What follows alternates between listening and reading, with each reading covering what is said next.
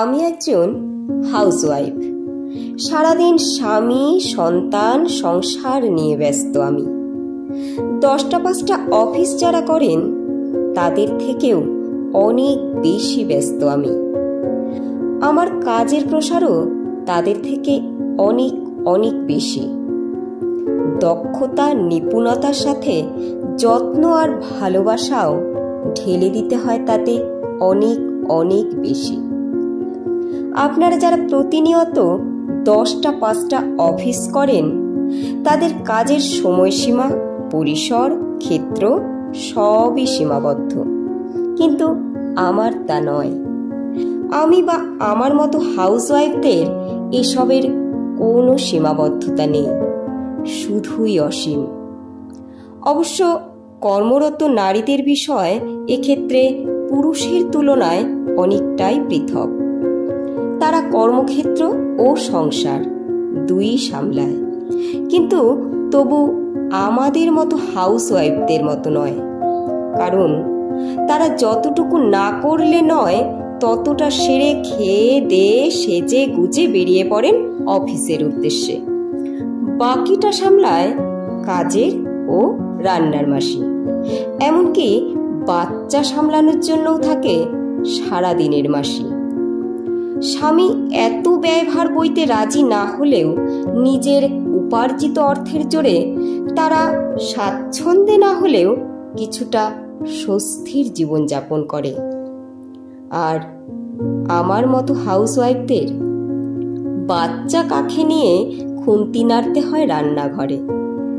রান্নাবান্না, সংসারের যাবতীয় কাজকর্ম, স্বামী, শ্বশুর, শাশুড়ি, ননদ, দেওরের ফরমাস, খাটতে খাটতে দিন কাটে। তার উপর পান থেকে চুন খসলে শ্বশুর শাশুড়ির গঞ্জনা, ননদের মুখ ঝামটা, স্বামীর চোখ পাকানো, সবটা সইতে হয় নীরবে। সারাদিনের হাড় ভাঙা পরিশ্রম শেষে যখন আমার ক্লান্ত শরীর আমারই সাজানো বিছানায় একটু নিদ্রা চায়, আমার ক্লান্ত দুটি চোখ যখন ঘুমে আচ্ছন্ন হয়ে একাই বুজে যায়, তখন পাশে থাকা মানুষটি আমার সমস্ত ক্লান্তিকে অস্বীকার করে তার অধিকারটুকু বুঝে নিতে চায়।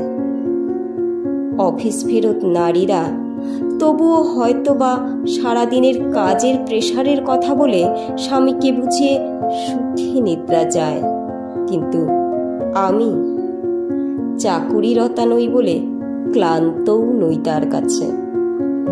হয়তো আমিও কোনো চাকুরিজীবী হতে পারতাম, কিন্তু হতে আর পারলাম কই। বিদ্যা পেটে থাকলেও, শিক্ষিত হলেও আমার বা আমাদের মতো হাউসওয়াইফরা অনেকেই চাকুরি করতে পারেন না। অনেকেরই চাকুরি করাটা হয়ে ওঠে না, কারণ কারো স্বামী বা কারো শ্বশুর শাশুড়ি পছন্দ করেন না বলে। তবে বাড়ির বাইরে কোনো অফিস বা আদালতে না হলেও চাকুরি আমরা করি। পারিশ্রমিক হিসেবে মোটা অঙ্কের বেতন জোটে না ঠিকই, মাস শেষে জোটে খাওয়া পড়া আর সাথে অপমান, লাঞ্ছনা। ভালোবাসাও জোটে, তবে তা কিঞ্চিত বলাই ভালো। তার চেয়ে ঢের জোটে চোখের জল। তবু গৃহের প্রতিটা মানুষ আমার বড়ই প্রিয়, বড়ই আপন।